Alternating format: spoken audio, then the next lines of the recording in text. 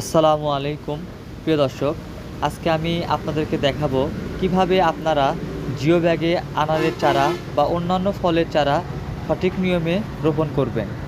প্রিয় দর্শক, প্রথমে আপনাদেরকে মাটি প্রস্তুত করে নিতে হবে। বেলে দোআঁশ মাটির সাথে পচা গোবর সার, ছাই, ভার্মি কম্পোস্ট এবং মাটির প্রয়োজনীয় অনুখাদ্য দিয়ে মাটি এমনভাবে তৈরি করতে হবে যেন পানি আটকে না থাকে, আবার শুকিয়েও না যায়। প্রথমে প্রস্তুতকৃত মাটি জিও ব্যাগের তলায় অল্প পরিমাণে দিতে হবে এবং পর্যায়ক্রমে মাটি দিয়ে জিও ব্যাগ পরিপূর্ণ করে দিতে হবে।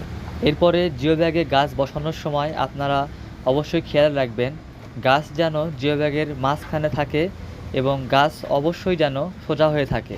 এরপর মাটি দিয়ে জিও ব্যাগ পরিপূর্ণ করে দিতে হবে। যে কোনো ফলের গাছের চারা যদি প্রথম থেকেই ভালোভাবে প্রস্তুত করা যায় তাহলে গাছ দ্রুত বৃদ্ধি পায়, সুস্থ থাকে ও দ্রুত ফল আসে। আপনারা দেখতে পাচ্ছেন আমাদের গাছটি এখন আমরা জিও ব্যাগে দিচ্ছি। এভাবে সঠিক নিয়ম ফলো করে আপনারা গাছ জিও ব্যাগে রোপণ করলে অবশ্যই ভালো ফল পাবেন। এছাড়া আপনারা যারা আপনাদের ছাদ বাগানের জন্য জিও ব্যাগে রেডি করা বিভিন্ন জাতের আনারের চারার গাছ খুঁজছেন, আমাদের কাছে জিও ব্যাগে রেডি করা বিভিন্ন উন্নত জাতের আনারের চারার পর্যাপ্ত পরিমাণের মজুত রয়েছে। আপনারা চাইলে সরাসরি আমাদের নার্সারিতে আসতে পারেন অথবা অনলাইনে আমাদেরকে অর্ডার দিতে পারেন।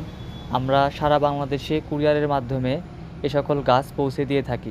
এছাড়া আপনারা যারা সরাসরি আমাদের নার্সারিতে আসতে চাচ্ছেন, আমাদের নার্সারির ঠিকানা বগুড়া মহাস্থান গোকুল ঈদগাহ মাঠ সংলগ্ন ঢাকা রংপুর হাইওয়ের পূর্ব পাশে।